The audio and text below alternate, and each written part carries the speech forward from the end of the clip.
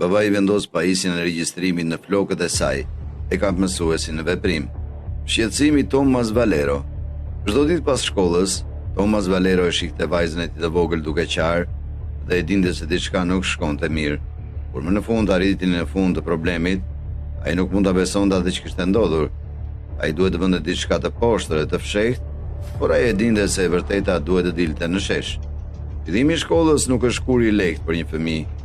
Ata kanë nevojë për gjithë mbështetjen e mundshme nga prindërit e tyre për të bërë këtë ndryshim të madh. Nuk ka rëndësi se sa i mirë është një mësues. Është gjithmonë një kohë e frikshme për një fëmijë me rutina të reja, fytyra të reja dhe një mjedis të ri.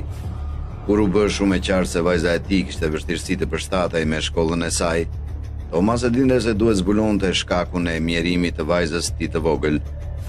Thomas menjëherë vuri re një ndryshim në vajzën e tij. Ajo u bë gjithnjë më e çuditshme pasi filloi shkollën e saj të re. Në fillim, Thomas supozoi se ishin thjesht nerva të lidhura me takimin me njerëz të rinj dhe përpjekjet për performuar mirë. Por kur u përkeqësua me kalimin e kohës, ai e dinte se kishte diçka më shumë në të që ai nuk po e shihte. Gjithnjë më shpesh, vajza e Thomasit filloi të qante dhe të lutej që të qëndronte në shtëpi. Përfundimisht, kjo u bë një rutinë e përditshme në familjen Valero.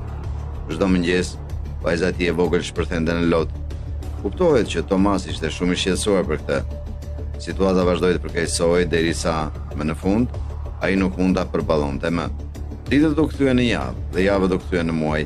I gjithë entuziazmi dhe gëzimi dukeshin të zhdukur nga vajza e tij dhe ajo që ishte më e keqja, sa më shumë koha kalonte, aq më